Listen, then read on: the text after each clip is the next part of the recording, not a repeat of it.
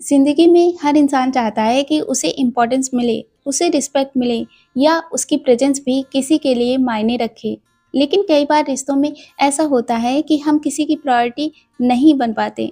हम सिर्फ़ उसके लिए एक ऑप्शन बनकर रह जाते हैं। ऑप्शन का मतलब होता है जब किसी के पास समय हो, जब उसका मन करे या जब उसके पास कोई ना हो, तभी वो हमें याद करता है। ऐसे रिश्तों में हमारी कोई ख़ास वैल्यू नहीं होती। हमें हमेशा इंतज़ार करना होता है उसके कॉल का, उसके मैसेजेस का या उसकी अटेंशन का। धीरे-धीरे ऐसे रिश्ते हमें अंदर से कमज़ोर करने लगते हैं। हम खुद पर ही सवाल करने लगते हैं कि शायद मैं ही इनफ नहीं था या नहीं थी, शायद मेरी ही गलती थी। लेकिन सच्चाई ये है कि गलती आपकी नहीं होती है, गलती उस सोच की होती है जो आपको ऑप्शन की तरह ट्रीट करती है। हर इंसान डिज़र्व करता है कि वो किसी की ज़िंदगी की प्रायोरिटी बने। प्रायोरिटी बनने का मतलब ये होता है कि सामने वाला इंसान आपकी फीलिंग्स को समझे, आपके टाइम की वैल्यू करे और आपकी प्रेज़ेंस को इम्पोर्टेंट माने।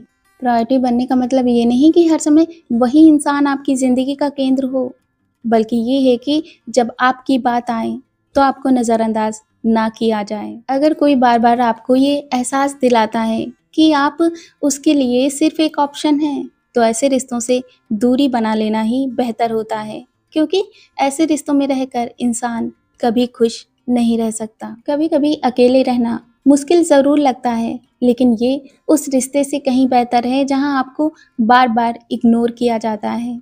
अकेलापन तो धीरे-धीरे खत्म हो जाता है, लेकिन सेल्फ रिस्पेक्ट खोने का दर्द बहुत लंबे समय तक रहता है। इसलिए ज़िंदगी में हमेशा याद रखें, अगर कोई आपको अपनी लाइफ में जगह देता है, तो वो जगह क्लीन एंड रिस्पेक्टफुल होनी चाहिए।